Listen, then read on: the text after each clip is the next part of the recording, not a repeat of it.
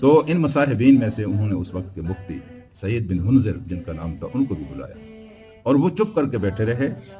اور انہوں نے کوئی رد عمل نہیں دیا، خاموشی کے ساتھ بیٹھے رہے، اور ان کی خاموشی برداشت نہ ہو سکی بادشاہ سے۔ بادشاہ نے پوچھا سعید تم کیوں چپ بیٹھے ہو، تم بولتے کیوں نہیں، تم اپنی رائے کا کیوں نہیں اظہار کرتے، تم بھی کچھ بولو نا۔ پھر اس نے جو بولا وہ آپ سنیں، اس نے کہا جی جب سے آپ یہاں بیٹھے ہیں اور جب سے میں یہاں بیٹھا ہوں میں مسلسل یہی سوچ رہا ہوں کہ اس امت میں ایسے لوگ بھی پیدا ہوں گے جو کافروں جیسے کام کریں گے۔ اب بادشاہ اس طرح کے بادشاہ نہیں تھے، بے شک آپ کے بادشاہ بھی بڑے بڑے، لیکن اس وقت بادشاہ جو کہتا تھا وہی کرنا، اٹھ کر اٹھاؤ اب اس کی گردن اڑا۔ ساری محفل سکتے میں آگے بھی مفتی نے کیا کہہ دیا جائے، اب اس کی خیر نہیں، اب اس کو قتل کر دیا جائے۔ بادشاہ نے اس سے پوچھا کہ آپ نے یہ بات کس بنیاد پر کہی کہ کافر جیسے کام؟ انہوں نے کہا میں اس بنیاد پر میں نے یہ بات کہی ہے